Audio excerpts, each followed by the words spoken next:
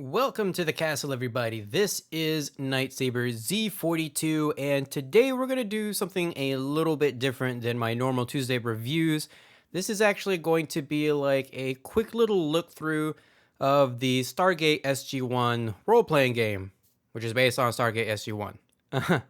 So by the time this video has been released, this product will have been out for about a week now. It's just been released on PDF to all Kickstarter backers, and I have actually helped back this project way back, I think in January or something like that. And so I expect to get the physical copy by the end of summer, at which I will actually do my full review. So a couple things to have note or to take note of. This is not a review. This is just a little brief look through. I'm only going to look at things that are specific to Stargate SG-1. Nothing like the character creation or any of the systems that are 5th edition stuff, because this is based on 5th edition and it's kind of really hard to stray away from that. I have not really looked at this product all the way through. I've only gone through like a couple of pages just to get the layout of everything, and that's kind of it. I'm not going to be looking through the whole book this time around. I'll save that for my review, but let's go ahead and flip right on through. So one of the things that I really do like about these 5th edition books is that they actually do explain what's on the cover, and this is actually, it's very indicative of what you're going to find in SG-1 or Stargate. You know, you have a whole party going through the Stargate, and this is actually representative of all of the races in this book, of which we'll get to in just a moment. Although I kind of wish that they weren't just, you know, facing with their backsides, with the one exception, but oh well. And I'm also not like, I have formed an opinion of this. Maybe my opinion will change over time, but I'm not really a big fan of the art style, mainly because it looks like the colored pencil art, and that's just not my thing. But I do appreciate that there is some pretty good art pieces in here. It's just not my thing. So we have 13 chapters, yes, in this book. I'm only going to go up to classes, so we'll be doing races, origins, and classes, and we'll save the rest for the full-in review. Although I really do like that there is a like a section that's just specific to SG-1 lore, which I'm appreciative of, because it's been a long time since I've actually watched the show. So I've actually gone through the up to season 2, and I think that was sometime last year when I started building my Gundams. I needed something to kind of just watch, and I had watched a lot of Stargate in the past during my high school days. I've kind of caught a couple episodes of the latter seasons by the time that Farscape dude actually came onto the show as a regular. I watched Atlantis. I really enjoyed that one. My favorite one was, oh man, I can't even remember the name of it. The one that's like in space and they're on a ship that is like in a different galaxy altogether, and they're like stranded. I really enjoyed that one. I really wish that the whole Stargate franchise hadn't fallen apart before they had completed that series. So here's something to make note of. In loving memory to our partner, Philip Kevin Lawyer, who was a lover of all things gaming and sci-fi. He will always live on as our general. And this is actually a character in the game, and that's really cool. I'm glad that they were able to do something like this. Introduction. So this is basically like all of your standard introductions in terms of an RPG game. What is a role-playing game? How do you play? And all of the little terminology and stuff like that. They do make note that this takes place in season 6 of the SG-1 TV show. So everything from season 1 through 6 is fair game. And I believe there were like, 9 seasons of SG-1? I could be wrong on that, though. I just remember, I think that there's a lot more than just 6 seasons, but oh well. So here's something that's really cool. Core changes to 5th edition. One of the elements that makes a role-playing game unique is the rules employed to shape the story being told. So they've made a couple of changes. 5 level classes. In addition to having very different class options to choose from, your character gains levels in a training class only until level 5. That's actually really cool. And it makes sense in a lot of ways. It's kind of like going back to OSR and saying you have a level 0 character, and then once you level up that first time, that's when you get to choose your class. Only this time they're spreading it out through 5 different levels. That's very interesting. I'm wondering how that's going to play out. But I mean, that does give you some time to actually prepare, spec in some points and some feats probably into making up making a really good character for that class or something like that. Meters. Oh, we're using meters instead of feet. So 1 meter in place of 5 feet. And that's not quite... Okay. 1 meter is a little bit over 5 feet. So that kind of makes a little bit of sense. Range versus melee, there's a lot of ranged combat. If you've ever watched the show, that's pretty much what they use. They use handguns and actually automatic weapons. Tension die, this is something. Ranging from 1d4 to comedic to 1d12, all is lost. This die sets the tone of an episode and its scenes. Kind of wondering what that is going to be about. Damage lethality. At most tension ratings, it's assumed that damage isn't lethal by wait, what? At most tension ratings, it's assumed that damage isn't lethal by default. That doesn't make any sense. But okay, sure. I mean, I'm just saying, when you're shooting at somebody, there's really no non-lethal about it. Unless you're using what is that weapon called in Stargate? It's the gold thing. Looks like a weird snake thingy. It stuns people on the first shot and it downright kills them on the second shot or something like that. That I can see being non-lethal. But anything else, like your ballistic weapon, there's no 2 cents about it. That's going to be lethal. Encounter types. In addition to traditional actions, Stargate encounters cover any situation where success is not guaranteed or where the outcome depends on player choice. Oh, so we have different types of encounters. Battles, convincing, so those will be charismatic encounters, and then stealth encounters. So that's pretty cool that they're actually distinguishing between the 3 encounters. Determination points. Characters have a number of determination points that act as a wagering resource during certain encounter types. Some feats and abilities also allow you to use determination points in additional ways.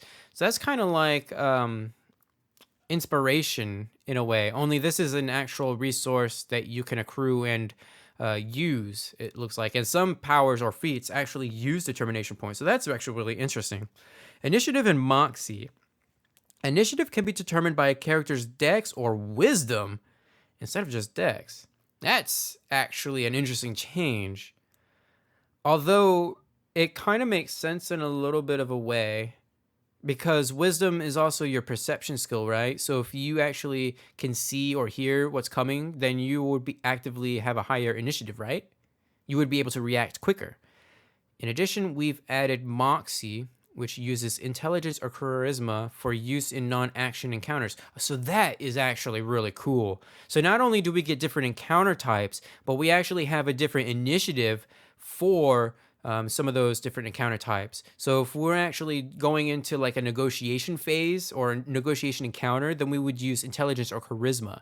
That's actually really cool. And I really wish, like Dungeons and Dragons had actually incorporated something like that. Mission points. Like experience points, mission points are how a character earns advancement. They aren't awarded for combat, but instead for completing missions. You typically earn between 3 and 5 MP per session. So does this mean that there are no experience points, or that this is in addition to experience points? I guess we'll find out. But that's actually really cool, though.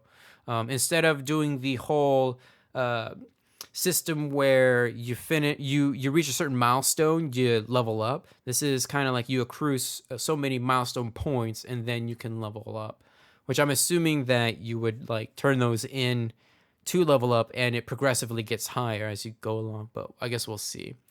So different types of dice, advantage and disadvantage. We already know about armor class, attack roll, a check, combatant determination points.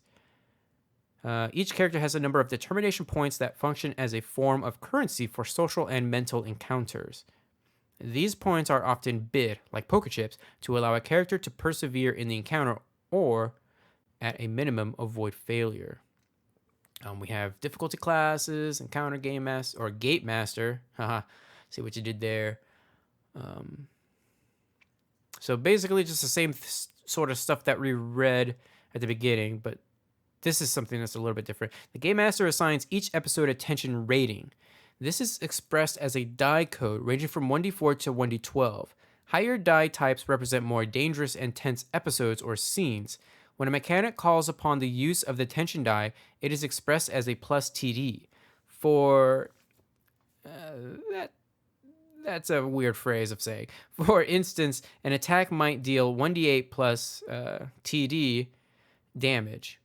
What? Oh, really? Thus increasing the potential damage in higher tension scenes. Okay, so there's some potential for that. Because Sentinel's Comics RPG kind of does something a little similar. And that's kind of what this reminds me of. That's actually really interesting. I'm really looking forward to seeing how that plays out. Because, I mean, let's be honest, making tension high in Dungeons and Dragons, I mean, that should be a gimme, but it's not something that I think a whole lot of people really tend to do in terms of mechanics. Dice and pencil, 3 to 7 people, character sheet, other gaming tools, theater of the mind versus grid maps, 5 feet or 1.5. So yeah, 5 feet is about 1.5 meters. I don't even know if they make, or I've never seen maps that have expressed anything in meters. But again, I've only really looked on Drive-Thru RPG. And so I'm sure that if you go to like a UK type company, you might find stuff like that. I don't know. An example of play, like every other RPG has. We're going to skip that. Character creation. So 6 steps: race, origins, class, ability scores, description, and other attributes. I'm actually going to kind of skip this a little bit. And I'll probably actually do like one of my character vault type videos on this specifically. But I'm actually going to skip because this is probably going to be similar to what you would find in the Player's Handbook for 5th edition. Just kind of toned for Stargate. Oh, this is that weapon that I was talking about that stuns. Okay, so we have races. So there are different races in Stargate, and if I remember correctly, most of them were like humanoid looking. Like, sure, you would have humans from different planets that kind of followed like similar cultures that we would find here on Earth. So I'm actually really looking forward to seeing how they incorporate races. Like, I remember those really small aliens that have like the super FTL ships. They're like the little gray men. I wonder if they're in this. Well, I guess let's go ahead and find out. Aturan. These are the... No, there was an episode about these guys in season 1 or 2. They're the ones that were like hiding out in the forest, but they're like super advanced. And like their civilization is like all cloaked and stuff. I think this is that people. The Aturan newly created for this game are, to most people, a newfound race hailing from an ancient civilization that lived in seclusion for tens of thousands of years. Their species was once similar to humanity in trying to aggressively colonize their world, and their great houses warred over resources. This all came to an end when the Nox revealed themselves to the Aturan and aspired to teach them a better way. The Aturan, weary of the conflicts that had too long occupied them, were grateful for the Nox's assistance, and with their help started a path towards enlightenment. So I guess this is a little bit different, because or was it the Nox that were really stealthy? Okay, but I do remember an episode about these people, specifically the crazy hair, like the crazy 90s hair, especially with the kids. That's what I remember from that episode. As far as SGC is aware, there are no Aturan settlements of note, not on Atura. Okay, interesting. And of course, you have all of your other stuff. Pacifist. Ooh.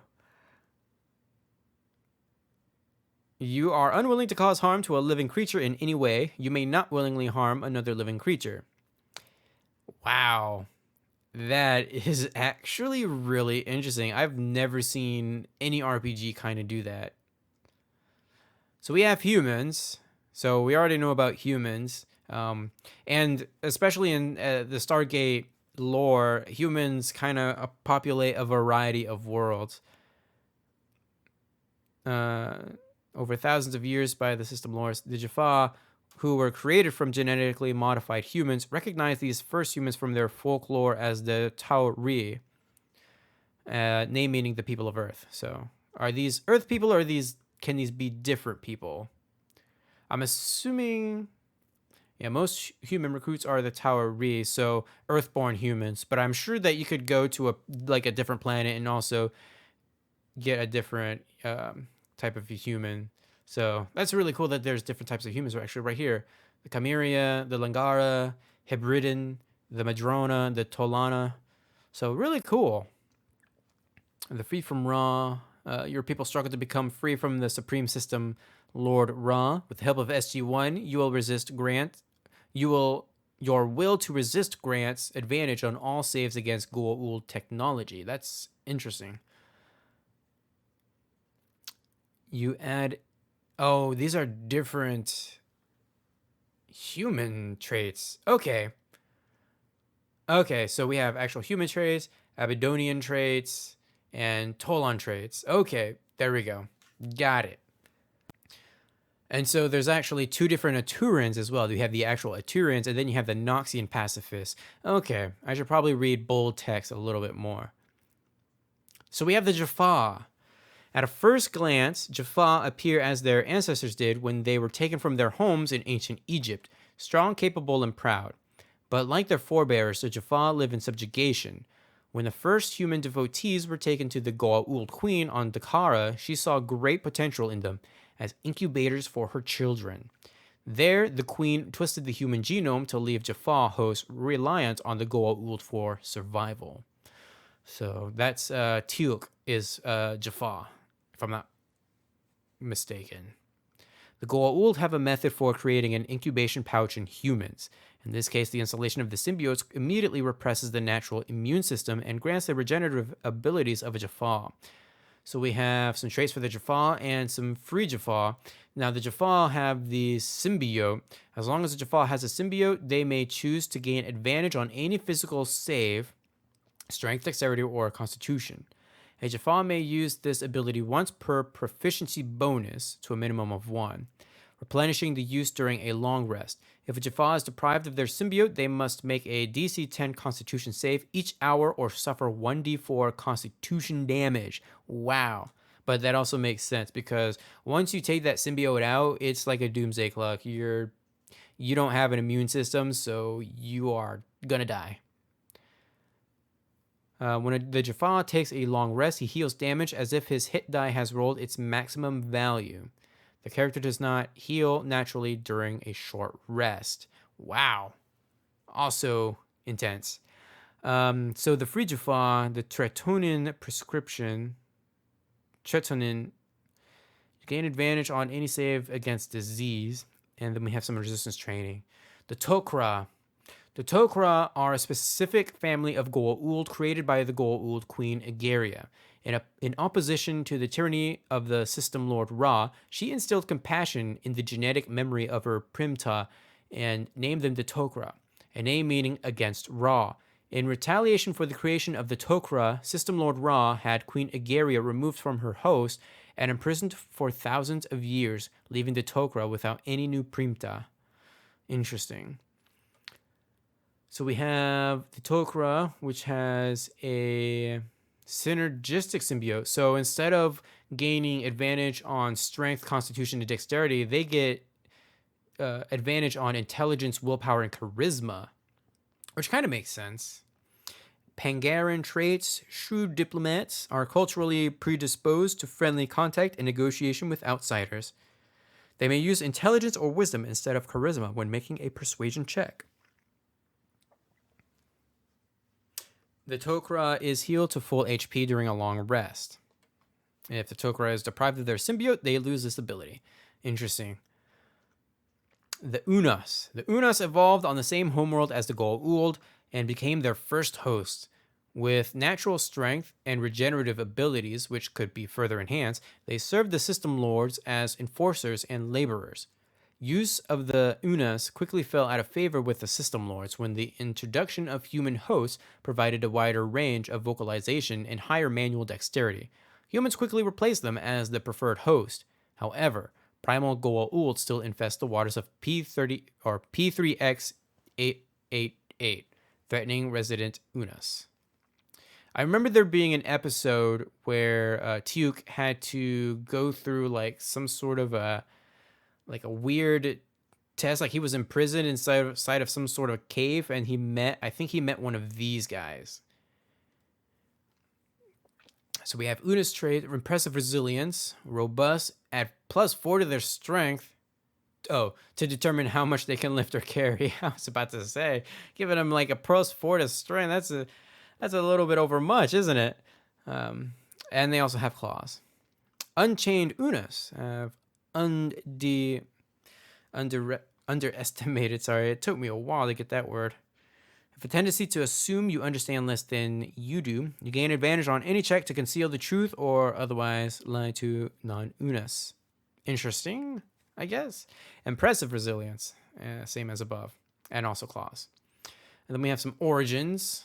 So like backstories. Looks like we get some different region origins depending on like what planet you come from or what biome you come in from. So that's actually really interesting. Terraform, swamp, urban, volcanic, starship. That's an interesting one as well. Artificial. Your entire life was within a created environment. Ooh. Because I know some episodes that have dealt with that specifically.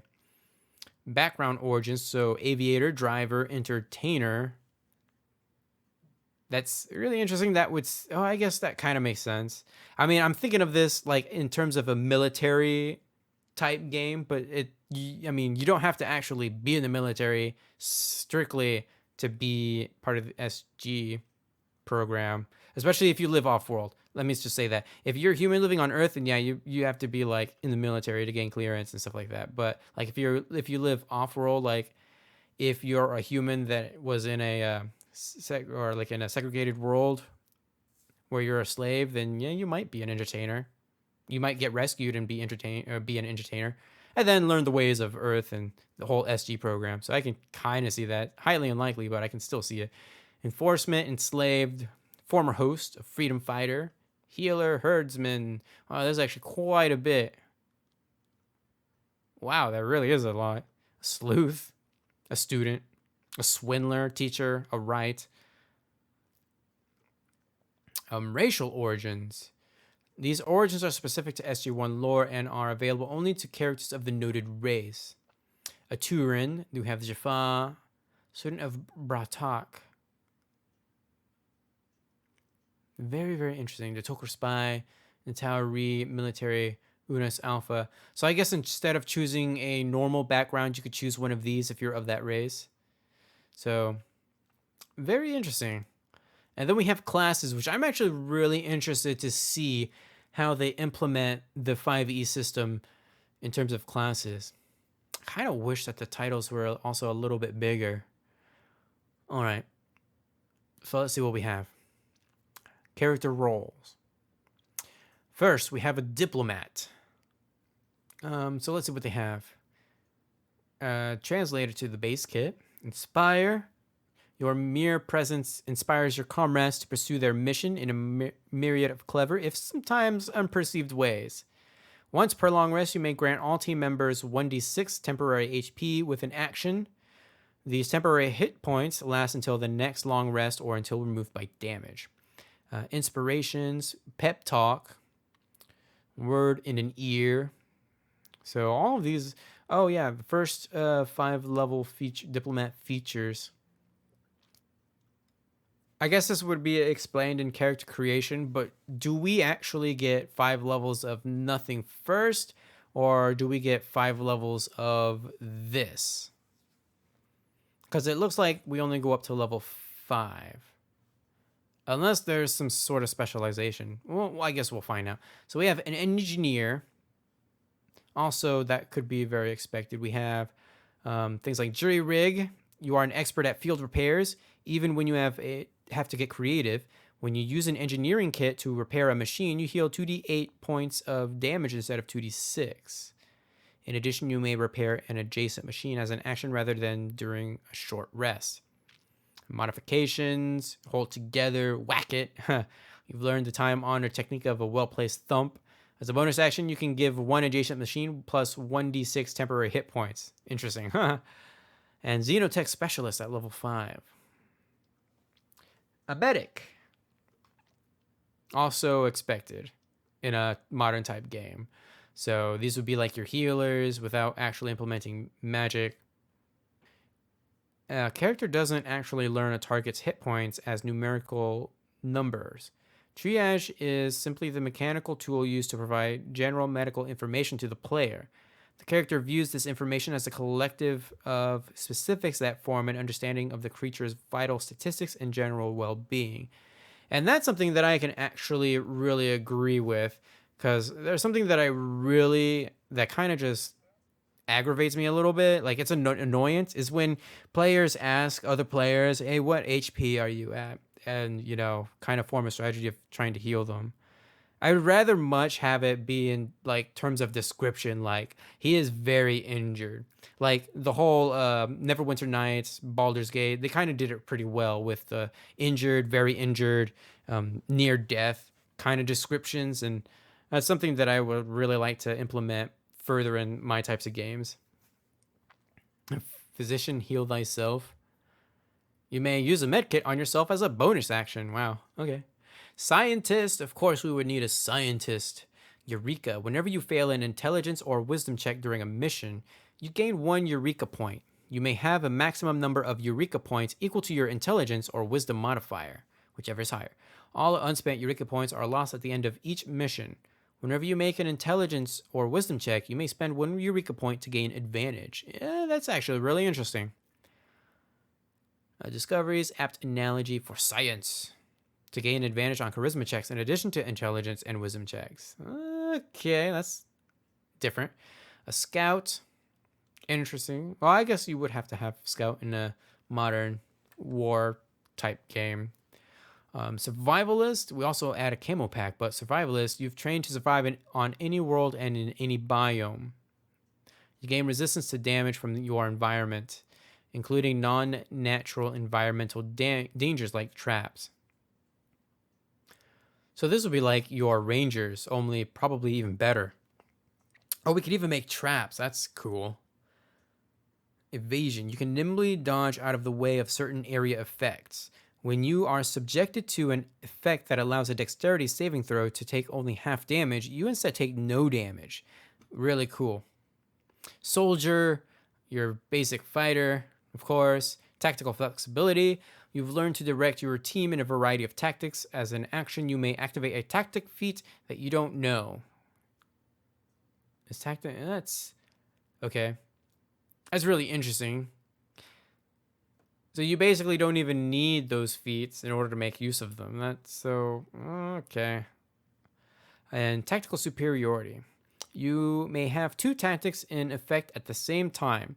If you use tactical flexibility, you must choose which of your currently active tactics is overwritten by the new tactic for the duration of the effect. And that's it. So that was like, what, 6 different classes? Yeah, the diplomat, the engineer, the medic, the scientist, the scout, the soldier. So, okay, so we get a little bit of a representation of like some near Dungeons and Dragons type classes, just kind of modernized. So that's actually really cool. I can dig that. And I mean, if you're doing a modern game, you definitely wouldn't just specifically say straight up like, oh, the medic is the cleric, but with healing and stuff like that. You're gonna have to find some ways of actually implementing those abilities while keeping to the lore. And I really do appreciate that they kind of did this. One of the things I did kind of note, each of the classes are only 2 pages long. And I guess that's pretty much because each of the classes go up to level 5 and that's it. And so I guess I would have to go back to character creation and actually read and see like how that, like what the whole process of leveling up is. But so that's actually going to be it for this brief, very, very brief look through of Stargate SG-1, the role-playing game based on Stargate SG-1. And once I get my physical copy, I will read through it multiple times like I usually do and take my general notes. And then I will actually do a full review of the mechanics and everything else that intrigued me and whatnot, give my opinions on them. So for now, feel free to leave a comment down below, give this video a huge thumbs up to support the series, and subscribe if you would like to see more. I will see you guys in the next video. Also, check the description because I'll have a link to where you can actually buy this.